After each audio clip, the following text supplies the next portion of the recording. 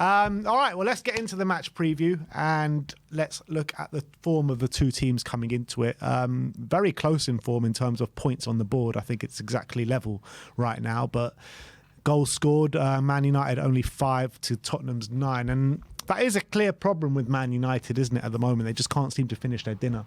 Yeah, definitely. And a bit similar to Tottenham in the sense that they're creating chances, but they haven't been clinical.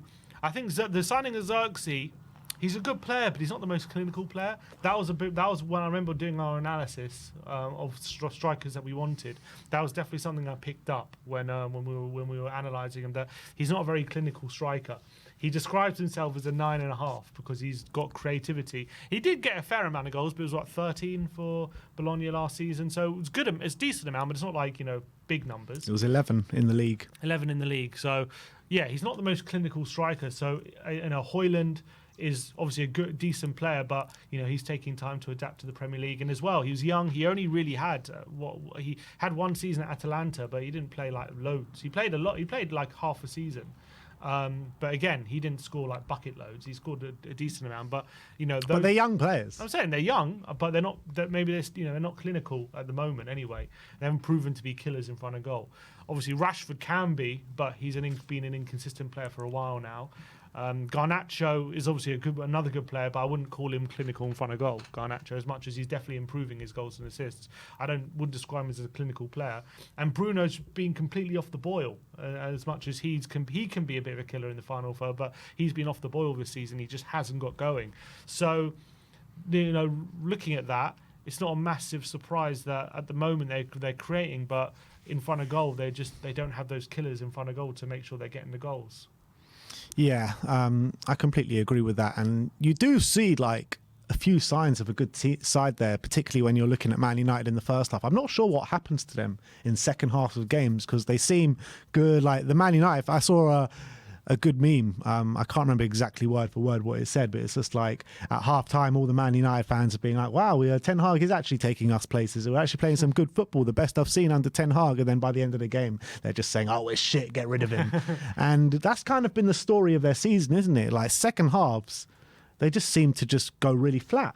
Yeah, I don't know. I mean, it's hard to put your finger on. A lot of people say, the way Ten Hag plays, or especially last season, takes a lot out of the players and maybe they struggle to keep it up. I think he has been a bit more possession-based this season rather than last season where it was much more on transition and much more like looking to catch teams out in breakaways and stuff like that. This season, they have been approaching it a bit differently.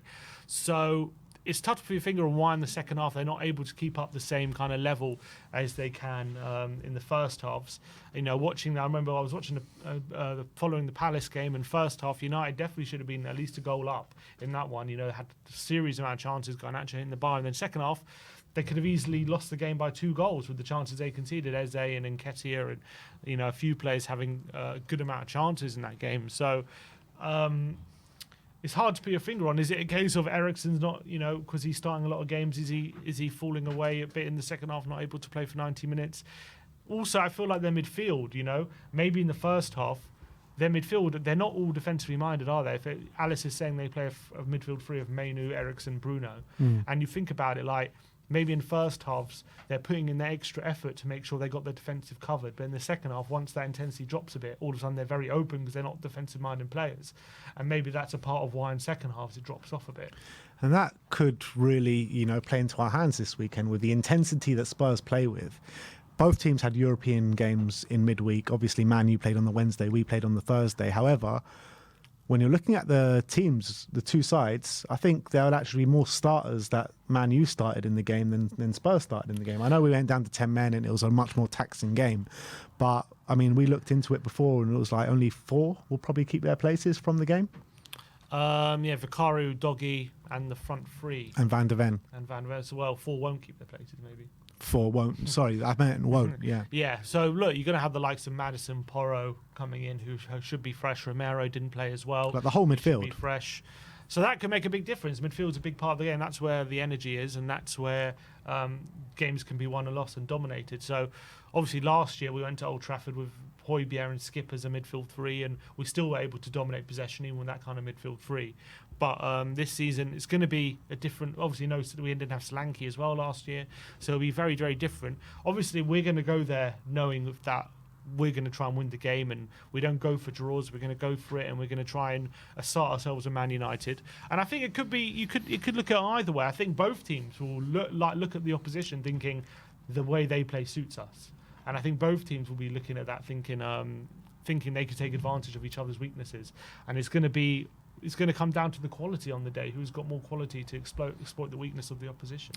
Yeah, I feel like with the two teams coming into it, Man United obviously and Spurs both been very up and down in terms of form, but I feel like Spurs with 3 wins in the last week should be going into this with a bit more confidence than Man United, obviously with their draw again at home. It was home to 20, wasn't it? In the Europa League, which is really not a good result at all.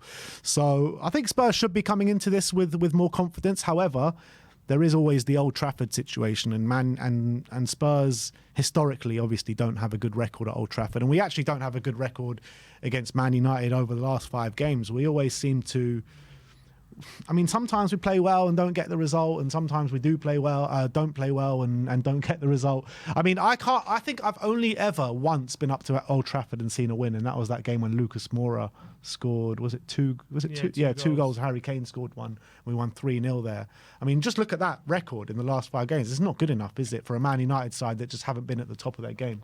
You can look at it 2 ways. Obviously, 1 win in 5 or unbeaten in 3. So, but you want to get wins on the board. Yeah, of course. But Man United are still Man United. They're still a tough team to play against. They're still Man United, but they're not the Man United. No, and when you look at other teams, I guess Liverpool have played very well against them recently.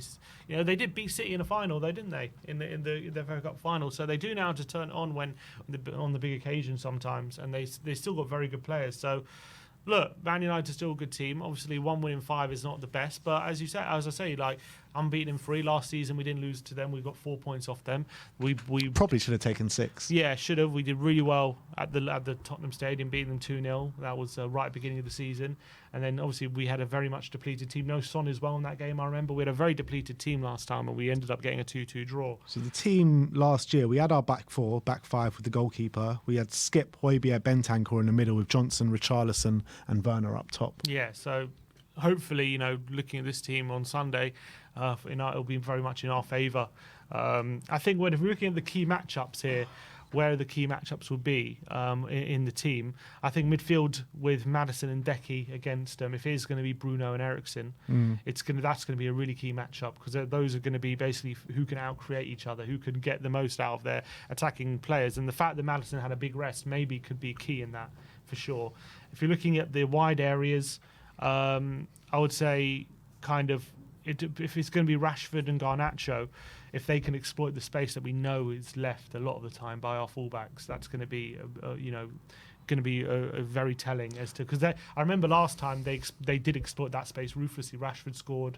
Who scored the opening goal? Højlund scored right at the start, but I remember Rashford for his goal really exploited that space that was left by Porro. Yeah, because wasn't it Højlund, Richarlison, Rashford, then Bentancur? Right at the start of the second half. Yeah. Another key matchup actually could be really physical battle up against Lautaro Martinez and Dom Solanke. I mean, both are very, very physical players, right? Well, if I'm Solanke, I'm looking at De Ligt, and I think I'm licking my lips a bit, because I think as much as De Ligt, he's very good in the air, De Ligt. He's a good player, but I think he could be bullied a bit.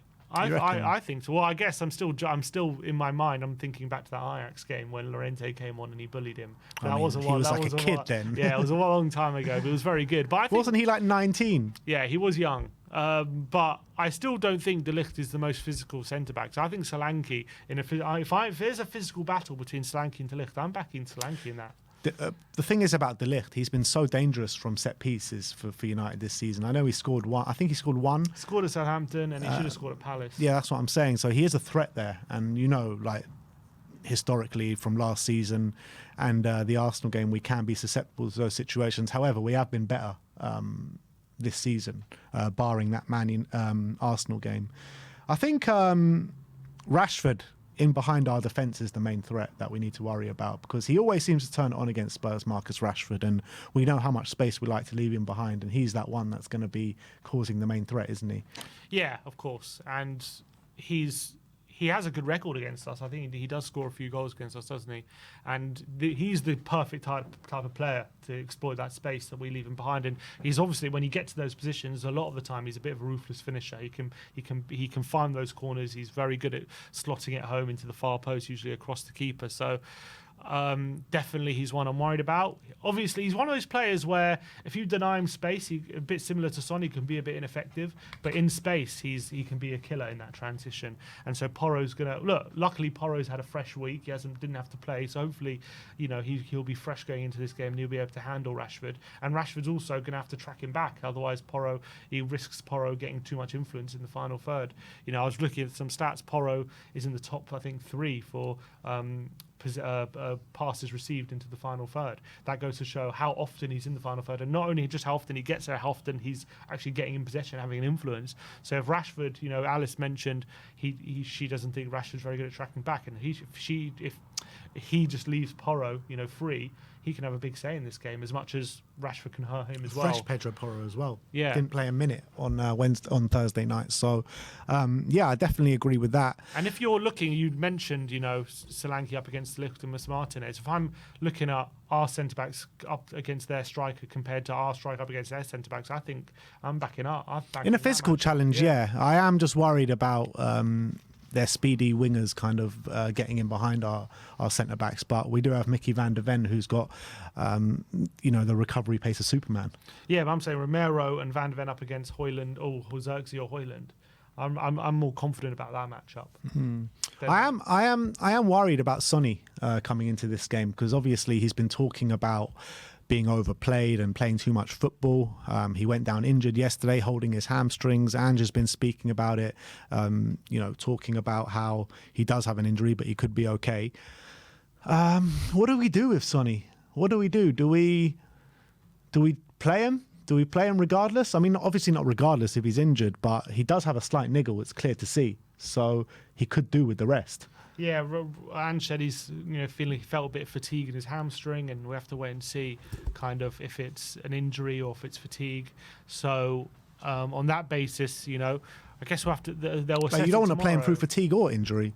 We'll have to see how he recovers tomorrow. You've got another day's rest tomorrow, and you have to see if he gets over or not. Maybe it's a case of you just have him on the bench, and if we need him, you can bring him on for 20 minutes or so and try and win us the game if we need him, or even if we're winning, seal the game on a counter or something like that.